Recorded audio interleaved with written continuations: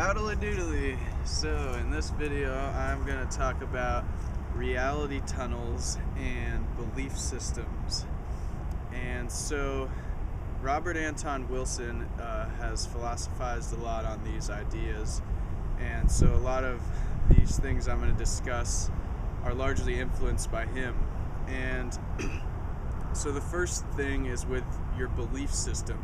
So it's your set of what you value in the world and your basic beliefs of how reality and the world works. And he says most people, their belief system is like an on-off switch. Somebody says something and they either filter it into those two categories. They either fully believe it or they fully disbelieve it. So it's like an on-off switch. And he says one of the most revolutionary things you can do is change your belief system to a dimmer switch, like a light that has a rotational dimmer. And he says so it's kind of like a scale from 1 to 10, or from 0 to 10. And so 0 is fully disbelieving something, so not believing it all at all. And then a 10 is completely believing something, saying it's an absolute truth. And then 5 is somewhere in the middle. You're like, maybe that's real, I don't know. And he says the key thing is that you don't want to fully disbelieve anything and give it a 0, because after all, you could just be a caterpillar in Tibet dreaming this whole thing. And so it would be silly to completely disbelieve any claim that anyone makes. But at the same time, you don't want to give anything a 10 and fully believe it, because you might just be a caterpillar in Tibet dreaming all of this. You never know. You really never know. And so that's just an interesting way to think about your belief system. And really what that does is it makes your belief system more flexible. Instead of just having two rigid categories of on and off, it's more flexible. And that ties in with this concept of reality tunnels. And so a reality tunnel is somewhat of a complex idea, but basically it's just our interpretation of reality. And there's a concept called naive realism, which is to think that what you perceive as reality to be the actual reality.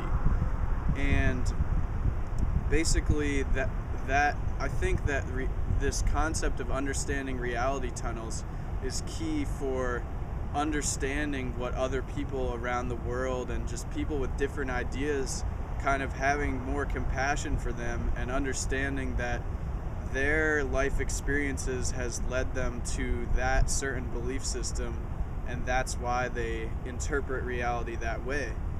And to further the concept of reality tunnels, it's basically that your belief system and your expectations about reality all create a large portion of your actual experience. And a story that relates to this is an old kind of folk tale that this old man with a long beard lives in this nice village in Asia, up in the mountains. And one day this young traveler comes along with his backpack, and he goes up to the old man who's sitting there on a bench, and he says, "Excuse me, sir, what are the people like in this village? I'm considering living here." And the old man strokes his beard and he says, "Well, what were they like in the last village you lived in?"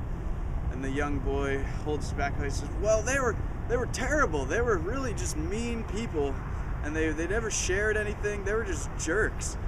And the old man's like, "Well, that's what we have in our village too. Lots of mean people." And the young boy just looks a little confused. He's like, okay. And then that kid goes away, and then the next day another young fellow comes up to the old man, also traveling, and he says, "Sir, I'm considering living in this village. What are the people like in this village?" And the old man says, "Well, what were they like in the last village you lived in?"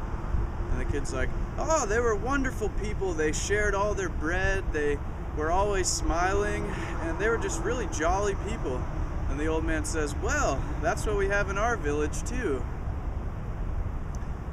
And so that story just explains how the world often mirrors what we believe it to be.